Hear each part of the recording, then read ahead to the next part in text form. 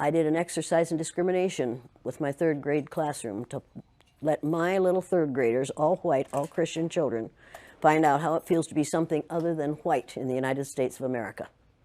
I split them according to the color of their eyes and treated those who had the wrong color eyes for the day the way we have traditionally treated blacks, Native Americans, Asians, all those Jews, all those who are different in appearance or in religion. And we learned more that day than I wanted to know. What did that study show you? Oh, it showed me a lot of things. Number one, it showed me that racism is a learned response. Nobody's born a bigot. You have to teach bigotry, and that's what we do in this country. I found out how it feels to be on the receiving end of racism because I'm blue-eyed, and the brown-eyed children were on the top in that first day.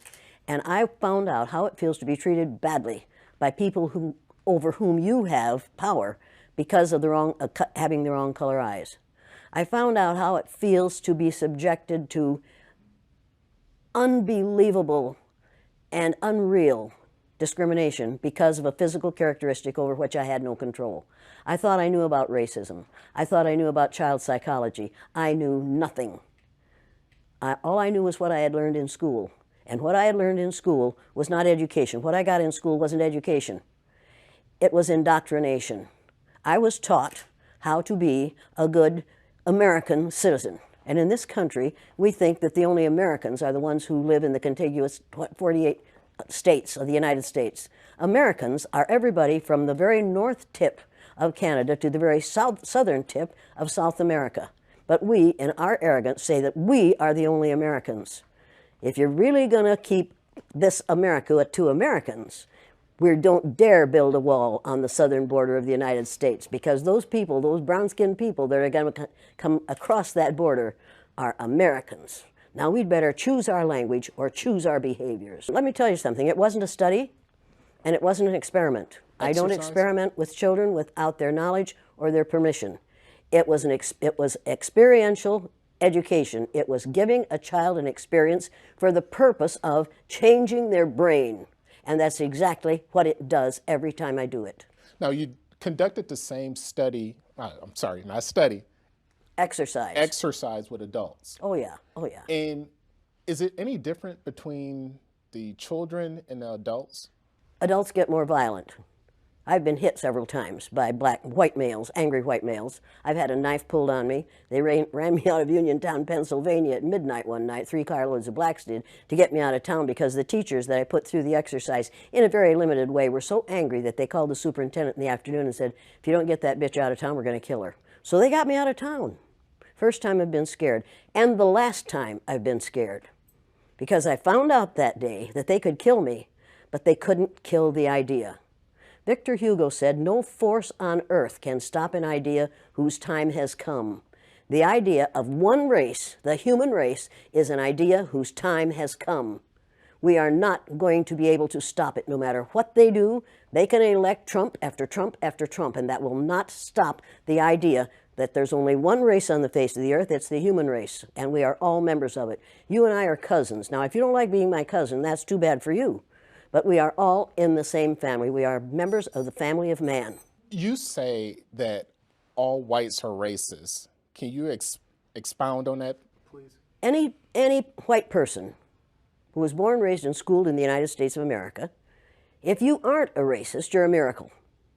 Either that or you decided to educate yourself. Because education in this country is about white is right, brown's all right, black's got to stand back.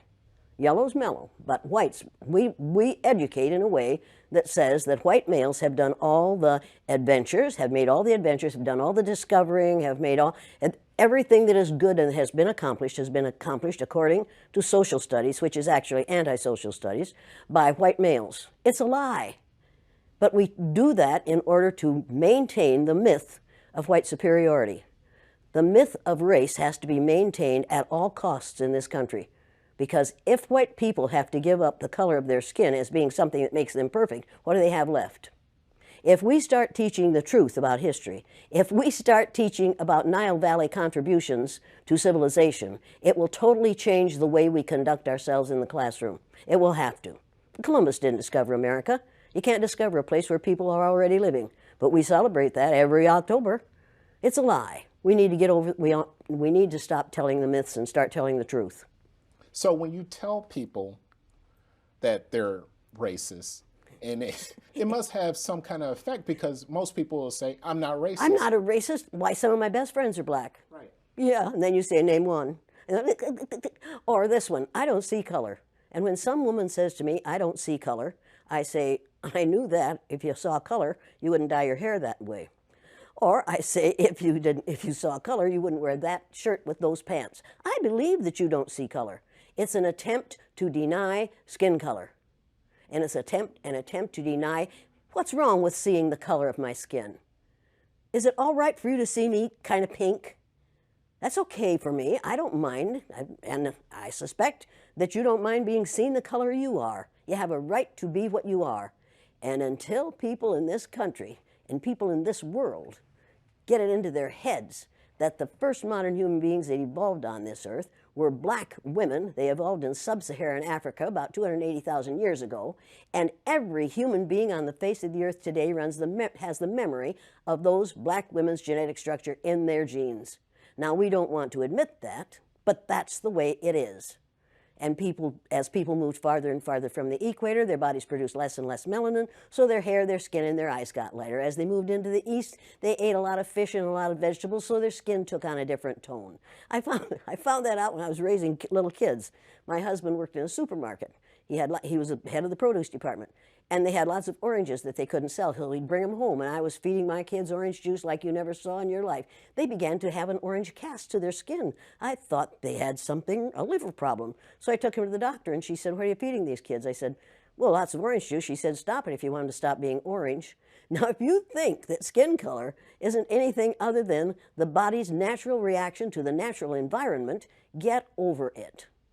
So if all white people are racist, according to you, can they be reprogrammed? Of course they can.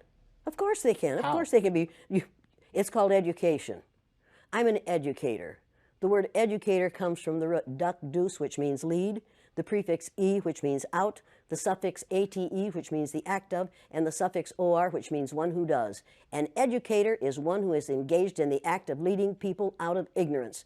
Now, I know you can change them. The second year I did the blue-eyed, brown-eyed exercise in my classroom, it was filmed by the Canadian Broadcasting Corporation.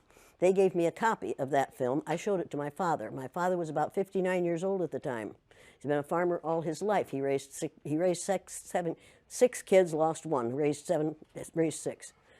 Watched that film as a 59-year-old man. When it was over, he stood up, and with tears in his eyes, he took his red handkerchief out of the back pocket of his overalls, his bib overalls, and said, I wish somebody had taught me that when I was 9 years old. Nobody had dare say to me, this doesn't work, this is too harsh, this isn't necessary, you can't teach an old dog new tricks because they're wrong. You can teach an old dog new tricks. You can teach people to give up the myth of racism.